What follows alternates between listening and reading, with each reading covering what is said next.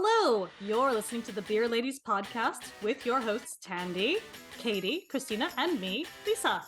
Our website is beerladiespodcast.com, and you can find us on Twitter, Instagram, Mastodon, Blue Sky, even TikTok, sometimes at Beer Ladies Pod and at Beer Ladies Podcast on Facebook. If you'd like to support the show, you can find our merch store link in any of our bios or check the show notes for this episode. And if you'd like to sponsor an episode, please email us at beerladiespodcast@gmail.com. Now, back to the show. Hello, everybody, and welcome back to the Beer Ladies podcast. My name is Tandy, and we are, we've got three of us today. We've got Katie, Lisa, and myself. And as you might have seen from the title, we are talking about gimmicky beers. The beers are kind of strange. Maybe they've got strange ingredients, or maybe they're abnormally expensive, or they, have something weird about them, or are very high in alcohol. We've got, all of these different definitions of what gimmicky beers might be. And just up front, before any of you think that we're too judgy, of course we're judgy, this is our podcast, but it's actually, we're not going to be dissing these beers necessarily. It's actually just a lively conversation about what kind of things work in terms of beer marketing. People have to stand out from the crowd, whether that's, with can design and branding, look to a future episode for that, or whether it's got to do with ingredients and the marketing hype around a beer. So we thought we'd talk about it and give some examples of, some of the weirder ones out there, and which ones we've tried and which ones we would never go near. Why not? So quick reminder, as usual, socials, follow us there. Website, it's got everything done. Katie, what you drinking? Like I already launched in there because there's this glowy orb in the sky these last few days. It's like, where has it been? I swear to God, don't jinx it, Katie. No. For those not in Ireland, it's like the first couple of sunny days that we've had almost the whole year. It's nuts. What do you mean? It has to go back to like last. I was having a conversation with someone and they were like, "No, I remember we had one sunny day last October." I'm like, you could be right. I can't remember, but I just know it hasn't. The sun has not shone. No, and it not.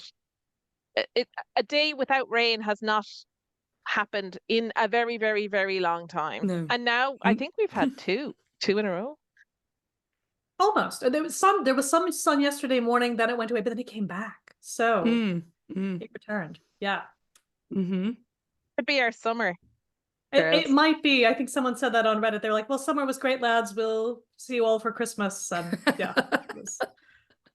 I suppose nobody moves to Ireland for the weather, do they? I mean, I like it most of the time. It is nice, though, to get the little bit of sun. So yes. Actually, anyway. the weather is actually pretty mild. Like, it's okay. It's just that, gosh, we just haven't had a clear sky or a warm sun for a while. So we're all happy, aren't we? We are. And I'm like, is this a gimmicky beer or not? I have a Sesh beer. Ooh. A Sesh, an IPA brewed by the crap people. Brian, right? Yes, and Hope. So I think Hope did the brewing. Hope. Yeah. So 3.8, hazy and juicy. Is that a gimmicky beer? We can talk about that later. What are you drinking, Lisa? So I actually also have a Hope beer, only because it's a school night. I have the Hop Off, the non-alcoholic, but I do have some show and tell beers with me, and we'll get into this a little bit more. But I will show just this one. So for folks who are just listening, this has a weird iridescent can. It is a Bror IPA, 8%, and it's got all sorts in it. It's big Swedish haze boy, and maybe I should drink this before Katie and I go to Sweden. Again, we might mention that. But this looks, again, it's sort of, I don't know, iridescent. It has a beardy guy with a hat on it. It's more than a little bit extra, just in terms of, like we were saying before, the packaging, and it's this kind of thing. It's like, how often do I need an 8% IPA? It depends, I've got to kind of be in the mood for it. So I think this may end up being one of our themes, is when are we in the mood for something gimmicky? Because sometimes absolutely yes, and other times it's kind of a hard pass, at least for me. So we'll get into it though. We'll get into it. But Tandy, what have you got? Cool. So also probably not super gimmicky, but it was definitely the most gimmicky I had, because in my beer fridge I've got, lots of lagers, IPAs, pale ales. So this one was a bit different. It is Clancy's can number 11. I've had this before. Oh, it's It's from good. Ballykilcavan, and it is a maple and pecan brown ale. It's a good So, one. Yeah. oh, it is delicious, and I love a brown ale. And this one, with the addition of the maple and the pecan, it kind of leans there towards the gimmicky side. Lovely beer. Not saying it's a bad thing, but yes, it was certainly the gimmickiest that I've got. And because school nights apparently don't worry me, it is 7.5%. And knock yourself out. Good for you. Yes. Sorry. Yes, because why not? I'm saving Yeah, it for but it tomorrow. is. Birthday party tomorrow. So, there Mm. we go. That's when we'll push the boat out. But So, Katie, if we talk about your beer again for a second, the Sesh beer, why do you say, or why do you think that could be a bit gimmicky? Okay, I think this could be a bit gimmicky. Not because of the style. It's a hazy IPA. That's just a style. It's okay, but it's the name, Sesh beers, because in Ireland, it's very common to go on a session or on the sesh, and whenever people are like, are session IPAs a gimmick, right? And I would say, no, they are the perfect IPAs to drink on a session. So a session is when you're going for maybe more than one or two down the pub. You're going for an extended few in the pub, and you want a little bit of longevity. So you don't want to knock your socks off with an 8% Swedish can with a hipster on it, So being on the sesh or on the session is a common phrase that would be used here. So that's why I think they've totally leaned into that by having the Sesh beers. What do you think? yeah, I think of the question of is it a gimmick or not? I think maybe it's, it's these things, and we'll probably get into this, are kind of cyclical too, aren't they? Because these things go up and down and all around, and some things kind of flavor of the month or flavor or style or etc. But I can remember, I want to say this would be about maybe 12 or even 15 years ago, a friend of the pod and past podcast subject, Lou Bryson, championed the Session Beer Project. And this is during that kind of high ABV, high IBU arms race that was happening mostly in North America back in the day. But he was saying, guys, where have all the really nice drinkable lagers gone? All these really, I guess, crushable, which is what people might say now, kind of session IPAs. But where are all the things that are kind of 3%, 4%, where have they gone? And so he was, kind of championing them. And I think now, at least over there are more of them. I feel like we've always had more here, like, because obviously a Guinness is not going to, hopefully blow you away, unless you're drinking like the foreign extra stout of many of them of an evening. But it is kind of nice to have that as a category and to see people leaning into it. So maybe if it's a gimmick, and again, we're kind of air quoting gimmick, like it's at least something that resonates with people, maybe in a way that like craft beer, air quotes, doesn't necessarily. But like you say, Katie, in Ireland, sesh means something, so people know, this is not going to be something crazy, but it's something you can enjoy a few of. So it's about how you use it. Yeah, I think so. And I mean, I think that there's probably a fine line between understanding your market and, trying to shock them in a sense. So for me, the Sesh beer is not super gimmicky, but I could see how, because it is unusually named and because it is very niche, again, not the style, but the name of it, I could see why it, might be thought of that way, but why not? But that leads me on, because we can talk about styles a little bit as well in terms of gimmickiness, right? Or, phases that come and go, or things that have got novelty, like mountain IPAs. Right. Not many of these ones around, right? No, definitely not. And that was such a strange moment when that happened. And I'm sure maybe we just didn't get it as much, but I feel like what even was this? So I know. And it's so funny because I've got a few in my head, but I can literally think of one or two from local brewers that make these, so it almost negates my argument that they're a bit of a novelty. But even milkshake IPAs, or lactose infused anything, they go through cycles. They certainly were a bit gimmicky at first, these milkshake IPAs with vanilla and raspberry or strawberry kind of flavors to them, and cold IPAs. That's what I've always said before. Like I think, I both believe, and other people probably believe about me, that I should be really curmudgeonly and hate them. But no, I love a cold IPA. I'm like, I want more of this. Just please make more of them, especially as we've got some lovely warm weather. It's perfect for it. So it's, again, we may be, applying this label to something that might have been called something else in the past, but I think we might dive into that topic a little bit too, because, is everything old new again? It is. It's all cyclical. And I also love a cold IPA, and I don't want them to be a fad. Is a fad a gimmick, or is a gimmick a fad? Are they the same thing? Oh, I and don't what know. leads the other? That's maybe a question. But yeah, like you were saying, Tandy, with the milkshake IPAs, it's a train I've not hopped on. For me personally, I can see why other people like it, but it's on the whole not for me. But it is odd how when these things do come about, there might be one or two of them, and then there's suddenly a ton of them. And do we need a ton of them? I think maybe let the gimmick be kind of unique. Do something else unique instead of kind of hopping on the bandwagon. But as we've kind of alluded to, if there's a trend, you kind of got to get in there to be noticed and get that shelf space. So it's it's kind of what's wagging what. It's mystery. So, And I suppose a gimmicky beer that I don't get, that I think ye get or ye enjoy, is pumpkin beers. Well. Okay. Are they gimmicky? This is literally when I told my husband that we're going to do this topic, he was like, pumpkin beer. So Ash was like, pumpkin beer all the way, and I was like, well, okay. I have got two thoughts very quickly. One is, I think the pumpkin beers are a lot older than we think that they are, or at least that's my suspicion. I have no evidence for this. Maybe I'll Lisa talk will about have. that, but yes, Perfect. go ahead. So I think that they're a lot older than what we think, and it would have been because brewers would have needed to find fermentable sugars to be able to make beer. So therefore, pumpkin, butternut, any potato, like anything can be, made into a beer. So for me, that's not the issue. I don't like the pumpkin spice beers.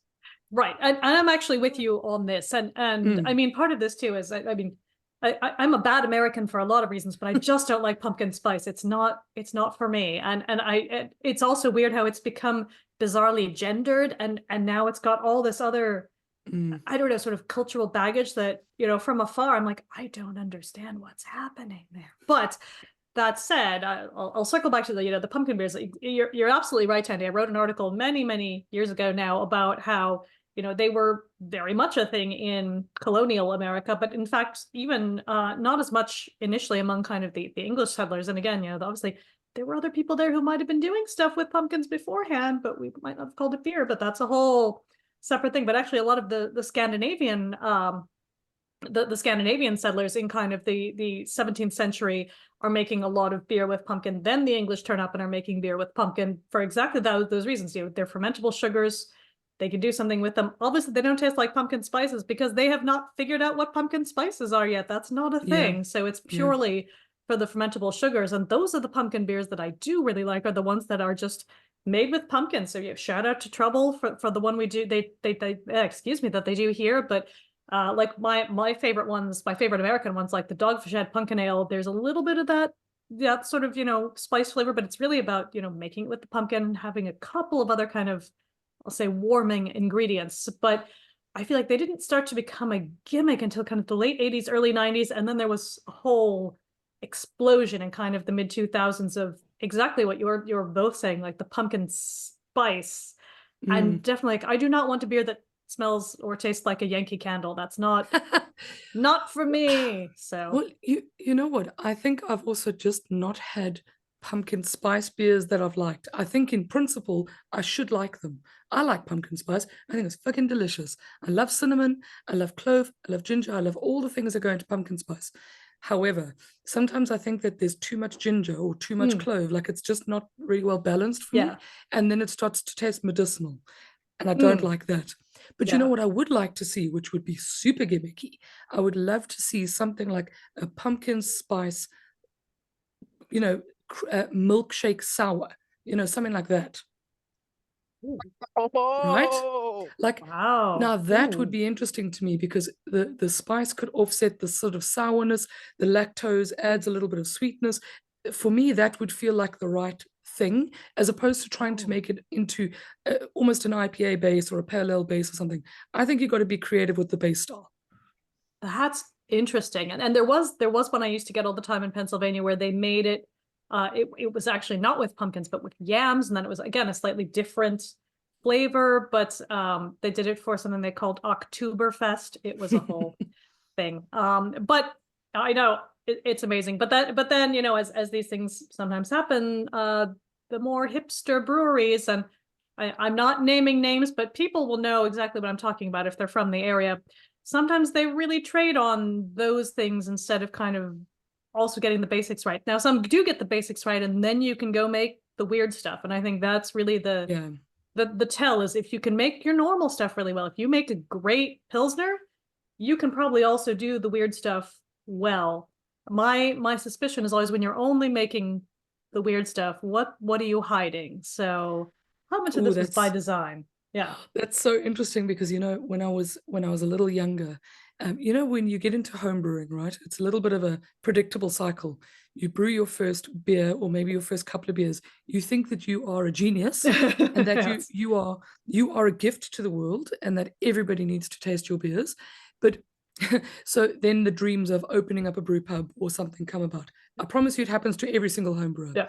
But I actually thought that I'd like to be the kind of brewery that almost never makes the same style Right. twice, like just experiments, because I think I just like the novelty and, like the fact that things aren't predictable.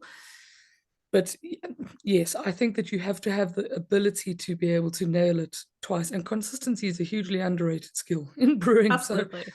Absolutely. Now Yeah. that said, I do think like, is it gimmicky? And maybe this is the question. Is it gimmicky if you're always brewing sort of like so maybe you have all these base styles, but they change seasonally now? I think that's very interesting where you're using Mm. seasonal ingredients. And does that count as a gimmick? Or are you just saying, no, let's lean into what's available and what's local? And I think there's a lot to be said for that. But I do feel sometimes, again, sometimes things might fall into patterns where they start off doing that, but then they have the same beer that they just changed the name of, and you're like, well, what are we?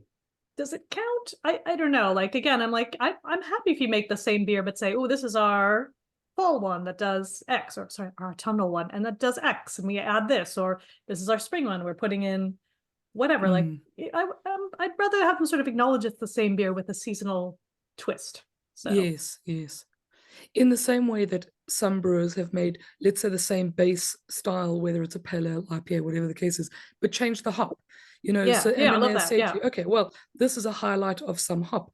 Now, that to me doesn't feel gimmicky because I feel like that's educational and it's fresh yeah, and it's new, even if it's building on a base. I think that's awesome. And I definitely. love I love to be able to identify a hop in a beer because even as a semi-regular, slightly elapsed home brewer, I don't know all the flavors of a hop just by tasting. So And there's it's always nice stuff to that's have changing and that. evolving. Yeah, Yeah, absolutely. yeah. But speaking of kind of using ingredients, there was an example a few years ago of toast pale ale. Do you remember that one? Toast. Oh, yes, that's been making Right. the rounds again, hasn't it, this past week? So, I think it kind of does. So it goes in these cycles. So basically, the idea behind toast was that instead of using barley and wheat and other grains, you'd use bread, leftover bread, the kind of bread that was going to go into the dumpsters and be wasted. So in a way, it's got a nice kind of circular economy sort of spin to yeah, it. But I tasted it and I thought, okay, well, it tastes like a beer, which is fair enough. yeah. So in that case, is it gimmicky? Probably. It probably sells an ethos more than it does a beer, but that can be fun. and I liked it when Wicklow Wolf did their collab with Brennan's Bread Yeah, and they brought out the sliced can. yes. And I love the branding on Yes. that. That was good. I didn't love the beer. It was all right, but it was still a fun way to do it. But I would just love to see more of these. Again, I feel like the toast one I have a bad relationship with, only because the only time I have it is in airports, and Hmm. it's always because I've missed a flight and I'm stuck waiting, and so I don't know, that's always what's there. So looking at you, London City. But that said, I think it'd be really interesting to see people take that and maybe actually turn it into something a little more creative, like do a kvass or something like that, where, you know, if you're looking at a historical style you might have made from bread, like go for that instead of just saying, well, it's fermentable sugar, you know, kind of go that next step, make it a little more, I don't know, creative, or even a little more kind of, you know, historical, if you like definitely use those ingredients, but do something a little more interesting with it. That might feel more gimmicky, but I actually feel like it's the more interesting and creative thing to do, and probably all, you know, opens up what you can do with those flavors more effectively than like trying to force it into a pale ale, or what was the half can? Was it a Pilsner? I'm trying to remember now what it was. It was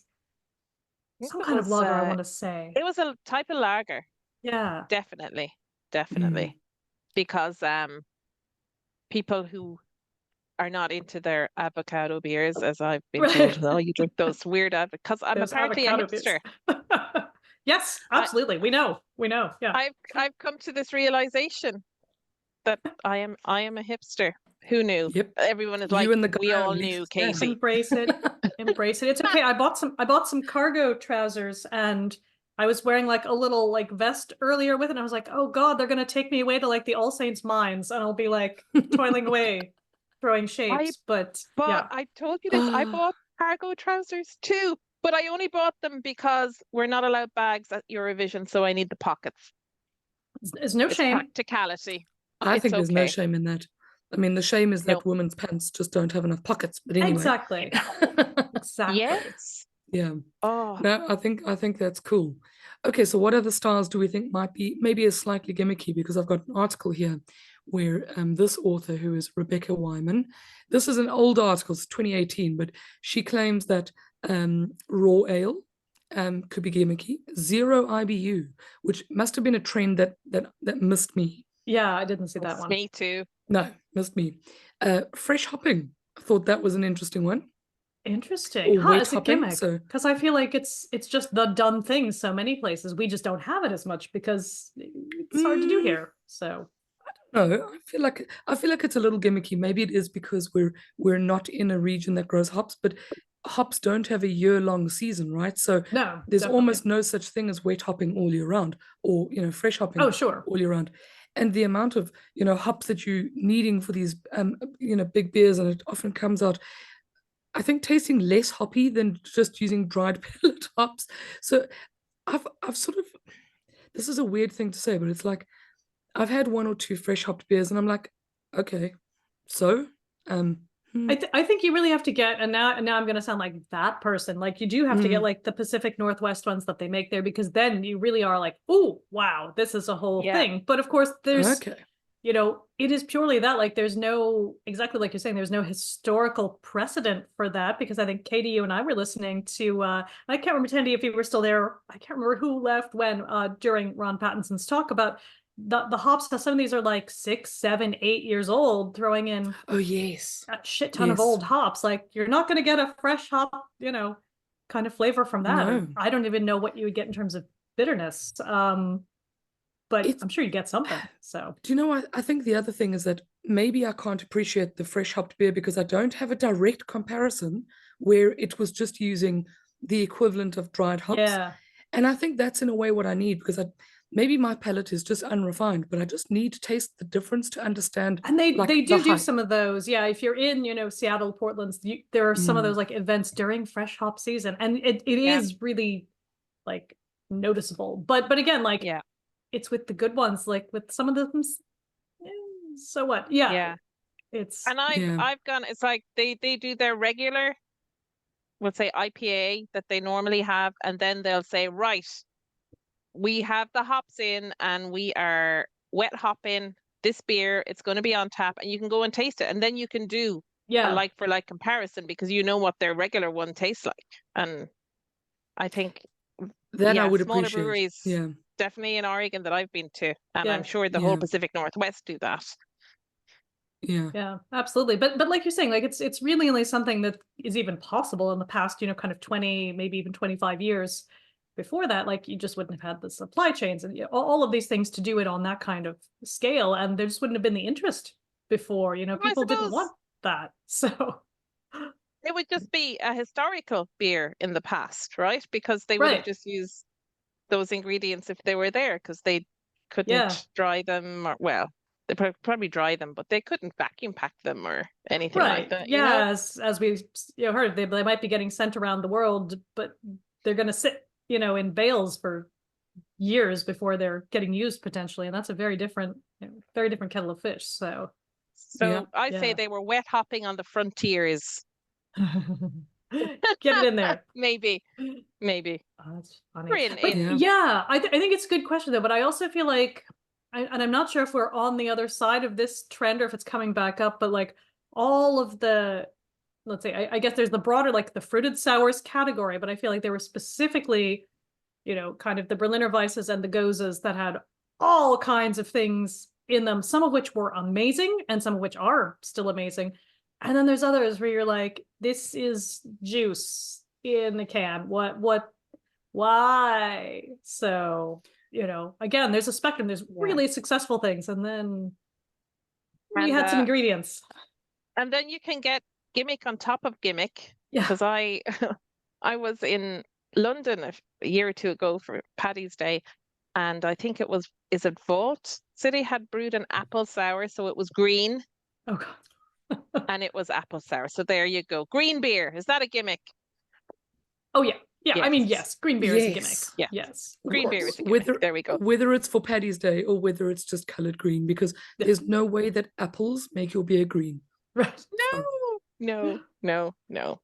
So anyway, sorry, that was just a little segue. You can go back to your that's sours. Perfect. No, it's a really good one though. Cause it's like the whole green beer thing, which obviously we don't have as much of here because it's a bit cringe, but I have to say the one I did have this year, the White Hag one, it was really good. I just had trouble looking at it because it was ridiculous. So, but yeah, you see now that is automatically a step too far for me. I just can't. There is a very famous soft drink in South Africa called cream soda, but now cream soda is different all over the world, right? But in South Africa it's green. Right. And it is delicious, but it tastes like vanilla. It's green. Like, so I can't look at a fizzy green drink and not think of cream soda. So I wonder if I have the same reaction to some of these like very colorful fruited sours again, because where I grew up in the middle of America, our specific cream soda was pink, and it was a very fizzy pink, but I didn't know that cream soda was not pink everywhere. So, only much later was I was like, oh, this was a very local thing. I didn't know, but I do wonder if that's why sometimes I'll look at like a milkshake, you'd say, a raspberry or a strawberry or whatever milkshake IPA and be like, nope. Yeah, maybe. Yeah. Whereas I can like sometimes be a little bit of a sucker for lactose in a beer, not as a rule or a principle, but one of my favorite beers that I had last year or maybe the year before that I just drank whenever I saw it, I bought it because it was my favorite beer, was the Tuil, and it was a pineapple goza, but it was almost like a pina colada. Okay, so it was like kind of coconutty and pineapple, and it was a little bit tart. It was sensational. I loved that beer. But Gimmicky, sure. Like Tuil do make like a bunch of beers that are kind of wacky. So I think that fits. But it was delicious. Absolutely. Oh my gosh. And again, one of my favorites of this kind of Berliner Weiss category where they were all a bit weird. Again, going back to Portland, one from Ex Nova, it was called, and I had to look it up to be sure I was right, called Cactus Wins the Lottery. And it was a prickly pear Berliner Weiss, and it was just the most gorgeous thing, especially on a hot day. It was just like so refreshing.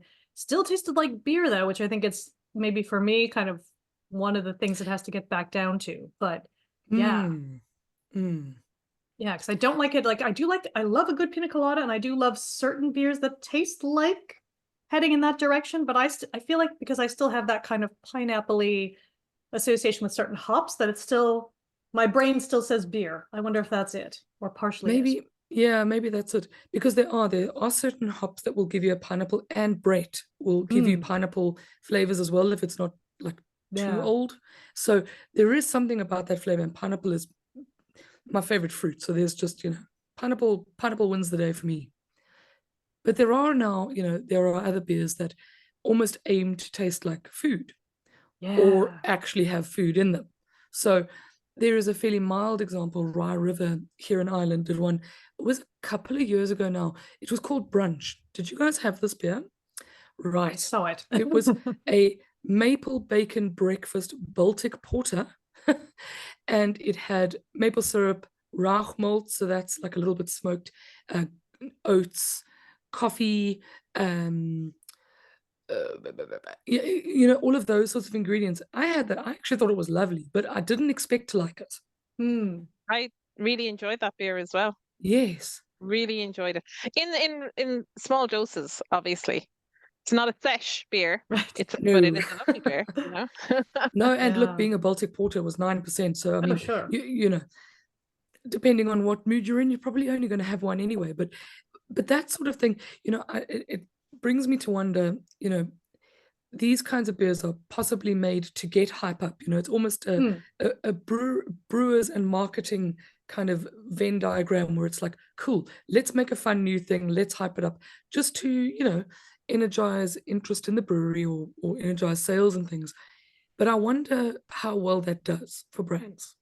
Yeah, especially in the long term. Like, you go into Untapped and you'll see all of whatever the weird thing is. And I'm just going to grab one over here because I've got another one. I've got an Evil Twin beer over here that is, let's see. It's a 7% sour with blackberry, plum, coffee, and chocolate soft serve. And again, this is one of the beers I got in a Christmas box. Like, I am not going to go for this. I'm saving it for the right person to enjoy. Someone at some point will come to my house and have this and love it. It'll be great for them. But I feel like there are these certain things that you go into Untapped and they'll all be rated like 5 stars by a bunch of dudes under 30. And I'm like, what? Like, did you actually like it? Like, and what? Let's interrogate that. And again, I'm not saying this is not the right beer for someone, but how big is that demographic, I guess, for real? And is it purely, just to, like you're saying, get people kind of excited about the brewery, excited about the specific beer? Because I feel like, again, like Evil Twin, I'm just holding it up, like they have that kind of hype brewery kind of reputation. Is it deserved? Because and I will say, like, I feel like Other Half gets that as well. But when I'm in New York, like if I go for work and I have one of their beers locally, I'm like, oh, this is really good. I don't think these things travel well on the whole. Like a lot of the hype beers may not. So maybe that's part of it. But again, it's going to depend on the style, all kinds of other things. But I feel like in a lot of cases that the hype beer has enough going on that it's hard to maintain far from where it came from. Again, not 100% of the time, but in a lot of cases, is it worth seeking it out unless you're getting it nearby? I don't know. So maybe it depends on the style or depends on the ingredients or something. But I mean, it's kind of linked, this idea of kind of wacky or hype beers with costs and waiting lists, absolutely. which is a whole thing. I mean, this is very clearly a craft beer boom era relic. I don't know if we see it as much anymore, but the idea, like there was Brewdog's End of History, which was 650ml bottle in an actual squirrel or at least taxidermied body. Yeah, and I'm sorry, but that is vile to me. And it was But an ice box, wasn't it? And then you're like, why? What are you going to do with this? But it was also 55% alcohol. Yeah, it was ridiculous. Does that even count as beer? Like, I can't see that as beer. For me, that is higher than straw rum, and straw rum's 40%. So like, come on. And I think that maybe that's an important distinction too, because we're talking about a lot of these other things that feel gimmicky, but you get to that is pure gimmick. It's not gimmicky, it just is a gimmick. There is no reason to make this apart from we're doing this as a publicity exercise. It's not for any other reason. So at that point, you're like, but I see what you did there, but it doesn't make me more interested in your product. I'm sure there's someone it does, but what is kind of the long term? What is it you're trying to do long term? So, and maybe you're not trying to do something long term. So, also a possibility. Yeah, well, that's it. But I mean, that one at the time fetched $765 for 650 mils. Like, I'm sorry, that come on, who's got money to spend that on a dead squirrel and a beer? That's crazy. I did have one of the other ones, the Tokyo, what was the Brewdog Tokyo, what was it? Again, it was very strong, but it wasn't in a dead animal. Yeah. But again, that was something like someone came up to me at a festival, like, do you want to try it? I'm like, sure. I didn't pay for it, so it didn't matter. But I didn't love it either. I was like, oh, it's just kind of like, what I assume it would be like to kind of drink lighter fluid, and yeah. So Yeah. why I mean, bother? that's it. There's so many different ways to make a gimmick or make a gimmicky beer, right? Yeah. And some things, as we've all said, some things are kind of a legit way to do things. I've spoken before on this podcast that there was a brewery in South Africa called Drifter, and during the time that South Africa was going through a water shortage, electricity crisis, nothing's changed. There were a bunch of challenges with running the brewery. So things like conditioning and aging the beers for a little bit Yeah. longer was challenging. So what they did was they put a bunch of crates of beer down into the sea where the temperature is completely regulated and normal, and they came up with barnacles, and they were beautiful. I love that. And it was actually very special. And yes, they were expensive. They were much more expensive than a normal beer, but it was a Belgian triple aged for like 6 months in the sea. It was just, I felt like that was the right level because they were actually solving a problem. Yeah, yeah. But doing it in a fun way. They also brewed a goza with seawater because Ooh, salt's right there. Wow. yeah, the salt was right there. So in a way, again, that solved a problem, water shortages and droughts and things, in a novel way. I thought that was great. I enjoyed that. Oh, I love that. And I love too that there's a narrative with that, but it makes sense. It's not that you had to sort of back formulate the narrative, if that makes sense. Like it was an organic kind of thing. Yes. And I mean, there are so many examples of, we'll share a couple of articles in the show notes of, weird and wacky gimmicky beers, all the things. But I think possibly one of the better known examples is the Beard Beer by Rogue Hales. Oh yeah. Okay, so this was literally a beer made with the yeast that came from the brewer's beard. Okay. To be fair, yeast is kind of yeast, so whatever, but it's just kind of strange. I also remember there was a Kickstarter or some sort of concept a few years ago where they wanted to make beer using your favorite porn star's vaginal yeast. Oh, no, thank you. Thank you. So I was like, yeah. Well, what is that going to add to the beer? Like, do you think that you're making out with your favorite porn star? Get on with it. Like, yeah. Well, at least I know what demographic that was aimed at, So yeah, that was not luckily aimed it never got off the ground here.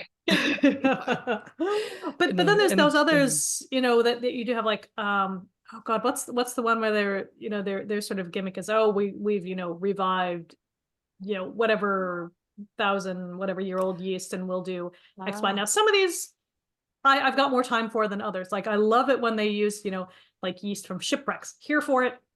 All excited about that. But like the ones that had like dinosaurs and they had a whole kind of Jurassic Park kind of thing, I'm like, Jurassic Saison. It's fun, but come on. Yeah. So this was a beer that a microbiologist apparently found yeast DNA in 45 million year old piece of prehistoric fossilized amber. That was it. Yeah. I mean, there we go. And then this is Jurassic Park beer style, right? Yeah. Big time. So this is a Jurassic Saison by Fossil Fuels. Of course. So they cornered the market on this ancient yeast, according to this article. Now, you see, now that just wouldn't do it for me. Like, actually, I quite like the branding. They didn't need to use the old yeast from an amber. Like, it was kind of cool to just see, a bunch of like beer bottles with, dinosaur skeletons. Like, that's kind of novel on its own. Yeah. Definitely. And I have to assume, again, only knowing bits and pieces about this, that whatever living yeast you did get is mostly recent, air quoting yeast. Like it's, even if you were able to extract something from the ancient, yeast, how much could you replicate, et cetera, et cetera. Like I think still most of what you're going to be dealing with, but again, this is my assumption, is a modern yeast in the same way that we haven't been able to replicate as such like a 17th century yeast or, whatever, because yeast has evolved. There's only so much you can do to go back. So again, that's probably Yeah. a whole separate, very complicated podcast. But yeah, Yeah. but it's And fun. we did an episode in season all the way back in season 1 about chicha beer, right? Yeah, yeah, Yes. Yeah.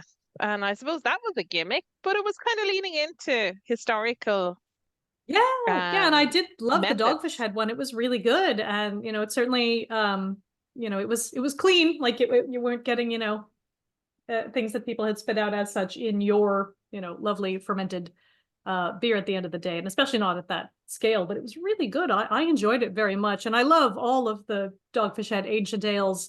I hear from people that they aren't making as much of them as they were, and again, you can argue that's kind of a gimmick, but they're very upfront about saying, we used historical ingredients and methods, but then we do other things to make it appealing to the modern palate, because most Yeah. people don't want to be drinking ancient Like, beer.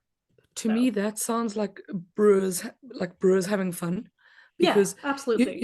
and let's be real, when you own a commercial brewery, and I'm not talking only macros, I'm talking micros, Yeah, you're generally pumping out the same beer every day or every week, because you need consistency, you need sales, that's your bread and butter, but it's like those creative moments where the brewers are like, okay, our monthly targets have been met, so what can we do that's fun? yeah, And I like that. I think that's really cool. I definitely. don't think it's for everyone.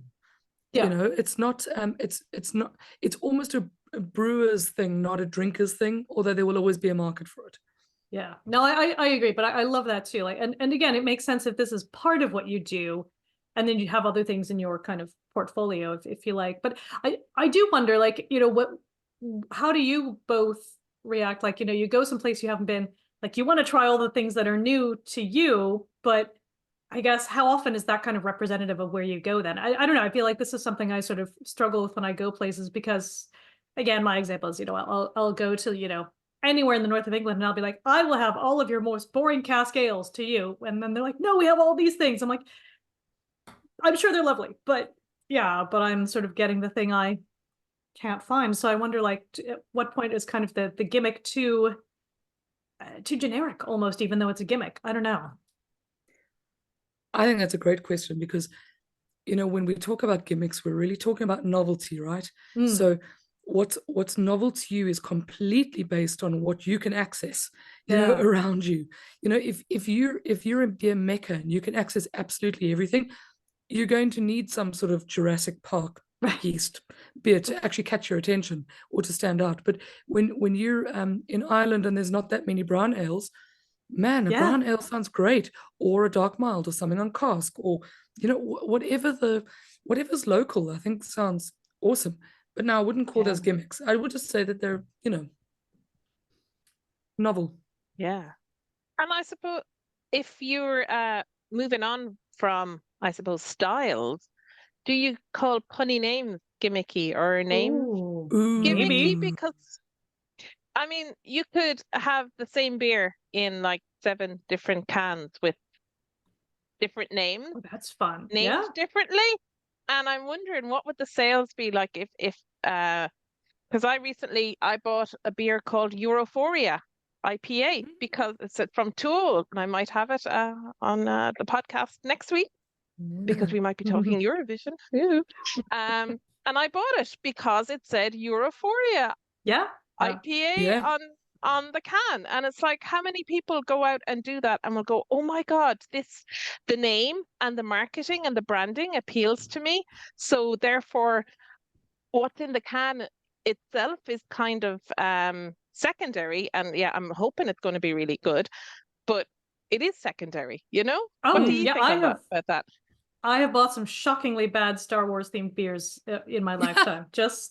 And I know I'm being, targeted, and I understand that what's happened here, but that's the trade-off. And I think my success rate on those is, I want to say it's like 1 in 20. It's really low, but I mean, every time I'll do it. I bought that Iron Maiden beer. Oh, Um, right. it's from England, and I think the the brewery consulted with the lead singer of Iron Maiden, who's got Yeah. many talents, and they made this beer, but it was literally like Iron Maiden branding, and I was like, oh my god, that's so cool. It's like not a great beer, but Mm, I was completely sold by that. I've been sold by many a saison because I'm a sucker for a saison. I'm yeah. always sold by like just interesting branding, and if things come in a pack and they're like, you can see that they're cohesive as a set. I'm like, oh, that like, I'm a designer. It like makes me very happy to see a beautiful set of cans or Yeah. bottles or whatever the case is. Sometimes names get me. Today I bought a beer called Lush because I just thought that's a nice name for a beer. It's by Galway Bay, so I'll try that Very later. good. Lovely. Yeah. Oh, plenty. Such a consumer. I admit it. Oh. And punny names. Mm. Do we remember our favorite punny named beers Gosh, I'm sure I've got a bunch. or not? Okay, I'm like, I I'm think too untapped. I'm sure it's like it's all in there. Let's see. Oh, I've got one for you. It was called Chugwork Orange, Oh, and it was also a turtle. Go figure. And it was actually oh my god, it was the most amazing beer. But you see, again, this is not for everyone. But this was kind of like, like a milky lollipop. Like okay. an icy, like a milky iced lollipop thing. It's Yeah. got that kind of weird fizzy orange, but it's kind of creamy. It's got a bit of vanilla, but it's also a sour. It was amazing. It was amazing. They said it was a cream ale, but it's not a cream ale. It was like orange, vanilla, creamy, fruity, sweet, divine. But it was called Chugwork Orange, which I thought was cool. If only they'd had the eyelashes on the can, that would have been cool. That and would have been cool. I love it so much when you lean in to the marketing, or when we Yes. lean in and we are pleasantly surprised that the beer is also good. Yeah. Yes. You But know? I mean, you start your journey with your eyes. You don't start by the taste or by knowing styles. So like you just need to be drawn to a can. And if something in there sounds good, oh, strawberry, I like strawberry. Why not? Yeah. Or maple pecan. I like maple more than I like pecan, but that's cool. Oh, No, I Why like not? maple absolutely. and pecan. There we are. Do Yeah. you like a I'm And still. pecan tart? yeah. Oh, I do. Yes. You both? Yeah. It's my least favorite of the tarts. Pecans, when I was pregnant, I craved pecan nuts. I'm one of the Oh. kids. That's a very weird, it's very healthy craving, I Yeah, suppose, in I a was gonna way. say that's very like good for you, probably. So, But huh. I I crave can't get pineapple, enough. so go figure. There you go. I've only recently like had it like a switch flip in my head, and now I'm super into pineapple, and I don't know what Mm, that was. So maybe I just have like severely low vitamin C or something. I don't know, but like I'm suddenly yeah. really into pineapple. So I'm just I going to don't blame know. hormones. I blame them for fucking Hey, everything. So, absolutely. Although here I am, like again, I'm scrolling through like untapped, notifications and check-ins. Like, how many beers out there are called Gimp Mask by now? Like, I'm just like, come on. Like, there must be hundreds of them. And, I'm sure everyone thinks like they were really clever to think of it. But yeah, it's a Although I weird don't thing. feel sorry for people trying to name beers because, gosh, there's like so many of the same names all over the world. And I mean, you just have to go to Untapped to go and have a look. But if you had to go to Untapped with every one of your ideas, probably they'd all be taken, and then you'd feel despondent and just name it lager. Yeah. Like you Or, just I don't know. to that can work an too. AI beer name generation engine that also looks at Untapped. It's hooked up to it and just goes, okay, this one hasn't been named before. There's a few here. I like ship faced. Oh, very good. Ooh, good one. That's a good one, especially I suppose IPA being associated with shipping in a way, Yeah, Mm, yeah, yeah. mm. you know. Weapons of mass destruction. Oh, very, Very very nice. nice. Very Yes. nice. Uh, Another one bites the muss. Less cool. Like I see where I they're mean, it's a going with good it. pun, but it doesn't sound like a good beer. Yeah. Copyright infringement. Love that. Love. That's I funny. think you can just put hoppy like in so many places. Hoppy. You can use these phrases in so many ways. I want to Yeah. Oh my dance gosh. with somebody. Oh yeah, there's Yes. so many of Lots of those. Yeah. yes, with wit. There's so many things, but Yeah. you know, He ain't happy. Okay, that's a good one. I love that one. And I do love oh, a that's good, great. lovely HEPA voice. Mm, That is good. Yeah, no, I'm still trying to find a really good, like, I mean, again, for me, I kind of go for the ones where it's like tied into a location or something historical to do with, kind of where the brewery is from. But equally, I love the yeah, ones that are just weird, but have their own kind of weird vibe. Like Verdant, everything they have has a vibe. And I love that they're just like, that's their thing. And they're, they do that. And then they have some that are like, very specific along those lines, and I'm here for it. I think that's great. But again, like Ballykilcavan, naming things after different fields and different things to do at the farm, I think that's wonderful. But I do like it though when they are just kind of funny. Like I like I guess I don't know if this counts as a pun or not, but like how Bullhouse has Frank the Tank, but then they finally made a less hazy one and it was Frank the Dank, and I was like, I like that. They're just building a series, and I thought it was really sweet that they're just saying this is already our thing and we're making it more our thing. And so I don't know if it counts as a pun, but I liked the leaning yeah. into the nomenclature, if you like. And I think No, I we like could that lean too. into it and get our listeners to tell us what is their best, their most favorite gimmicky beer. What gimmicky Absolutely. beers have they drank and went, oh my God? And what punny beers worked out well and what punny beers did not work out well, or what Yeah, branding has pleasantly surprised them. I think we all want to hear their stories and find out what should we absolutely. be looking for. Indeed, and I mean, we'll deliberately exclude things like misogynistic nonsense, Oh like yeah, yeah, yeah. panty dropper. That's No, nonsense. yeah. We've spoken about it before. We'll probably speak about it again because it's about time we revisit, after season 1. But I mean, no, none of those, please. But there's so many fun things in beer, and beer is fun. Oh, that's actually what I wanted to say earlier, where I forgot. But like, I even think, and this will be controversial to some, but I even think that something like Session IPA is a bit of a hack, because no, I do, because what's wrong with calling it a pale ale? I've had this conversation back and forth, and again, like when we get into like some weird stuff, air quoting is like just historical. Like back in the day, they were throwing all sorts of weird things into beer just because it was on hand. Again, we talked about pumpkin, but like oats Mhm. we've seen, or Yep, certainly corn. What was it that Ron said as well? Like they were sorghum, just, oysters. yeah. Oh, exactly. Um, Everything. So, oh my gosh, if this one was to be believed, goose poop to make oh, beer. Yep, good times. And whale testicles, oh smoked yes. smoked with sheep dung. No, thank you.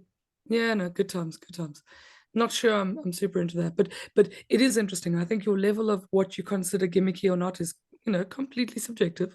But And it's as always Katie said, we'd love to evolving. hear. Yeah, Yeah. we would love to hear. And I think maybe too, it'd be great.